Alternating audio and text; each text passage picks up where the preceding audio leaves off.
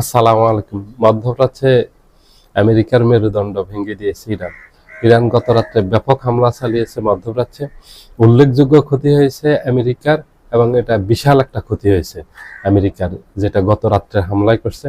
সেটা হলো আমেরিকার সৌদি আরবের প্রিন্স সুলতান বিমান ঘাঁটিতে যে রাডার সিস্টেম ছিল, এই রাডার সিস্টেমটা ইরান পুরো ধ্বংস করে দিয়েছে। রাডার সিস্টেম দিয়ে শত্রু কোথা থেকে ক্ষেপণাস্ত্র চলে অথবা বিমান, শত্রু যুদ্ধ বিমান আসতেছে, এটা শনাক্ত করা হয়। এখন আর শনাক্ত করতে পারবে না। এখন ইরান থেকে যদি বিমানে আক্রমণ করা হয়, অথবা ক্ষেপণাস্ত্র নিক্ষেপ করা হয়, অথবা শাহেদ 136 যে সুইসাইডাল ড্রোনটা আছে ইরানের বিখ্যাত, সেটা যদি নিক্ষেপ করা হয়, তাহলে এই রাডার শনাক্ত করতে পারবে না। এক কথা হলো, এখন পুরো সৌদি আরবের আকাশ প্রতিরক্ষা যেটা আছে, এটা ভেঙে পড়েছে। কারণ রাডার ছাড়া অচল একেবারে। রাডার ছাড়া আপনি কোনো কিছুই শনাক্ত করতে পারবেন না, কোনো বস্তু শনাক্ত করতে পারবেন না। আকাশে আপনার শত্রু পক্ষ আপনার দিকে কি ধরনের অস্ত্র নিক্ষেপ করতেছে, ওটা শনাক্ত করতে পারলে তাহলে আপনি ওটা প্রতিহত করতে পারবেন। যেহেতু এটা একেবারে ধ্বংস হয়ে গেছে, আপনি শনাক্ত করতে পারবেন না। শনাক্ত না করতে পারলে আপনি এটা প্রতিহত করতে পারবেন না। তা এখন পুরো আকাশ উন্মুক্ত হয়ে গেছে ইরানের জন্য।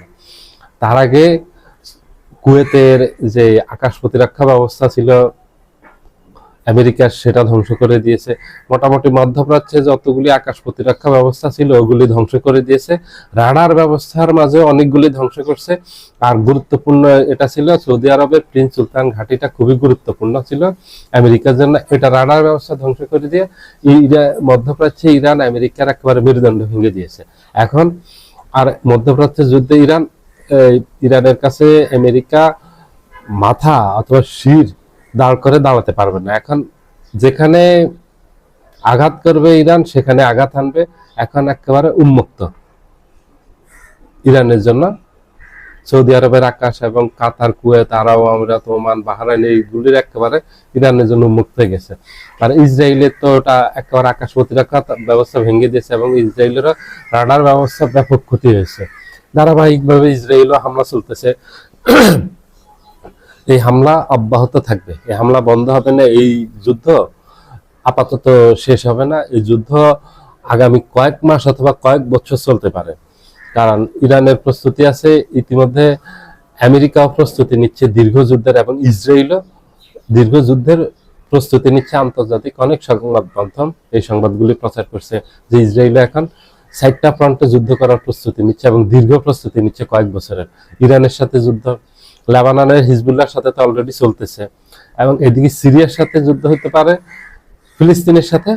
ফিলিস্তিনি হামাস এবং ফিলিস্তিনের পশ্চিম তীর কেন্দ্রিক আরেকটা সংগঠন আছে ইসলামী জিহাদ, তাদের সাথে ইসরায়েলের যুদ্ধ বাঁধবে। ইসরায়েল এই 60টা দেশের সাথে দীর্ঘমেয়াদী যুদ্ধের প্রস্তুতি নিচ্ছে, এবং সেই সাথে আমেরিকাও যুদ্ধের প্রস্তুতি নিচ্ছে।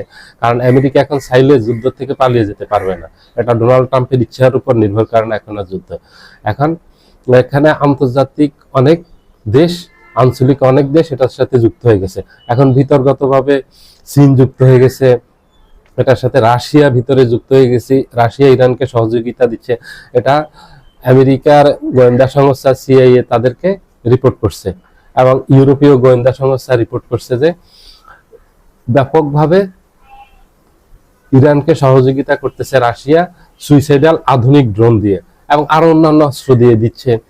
এটা দিবে, এটা একেবারে স্বাভাবিক। কারণ ইরানের সবচেয়ে ঘনিষ্ঠ মিত্র হলো রাশিয়া। রাশিয়া ইরানের এই দুঃসময় পাশে দাঁড়াবে, কারণ রাশিয়ার দুঃসময় ইরান পাশে দাঁড়িয়েছে। রাশিয়াকে এই যে ইউক্রেনের সাথে যে যুদ্ধ চলতেছে, সেখানে বিশাল সহযোগিতা করছে ইরান। ইরানের 136 শাহেদ সুইসাইডাল এই ড্রোনটা দিয়ে, ওটা দিয়ে রাশিয়া পশ্চিমা অস্ত্র যেগুলি ছিল সেগুলি কাবু করে ফেলছে, ইউক্রেনকে একেবারে কাবু করে ফেলছে, নাস্তানাবুদ করে ফেলছে। ওটা খুবই কার্যকরী অস্ত্র। তো এখন ইরানের দুঃসময়ে রাশিয়া পাশে দাঁড়িয়েছে। আর চীনের সাথে ইরানের সামরিক একটা দীর্ঘমেয়াদী চুক্তি আছে, খুব শক্তিশালী একটা চুক্তি আছে। সেই চুক্তির আওতায় চীন ইরানকে সহযোগিতা করতেছে, এবং চীনের সাথে ইরানের লেনদেন আছে ব্যবসায়িক। ইরানের সবচেয়ে তেলের, গ্যাসের বড় ক্রেতা হলো চীন।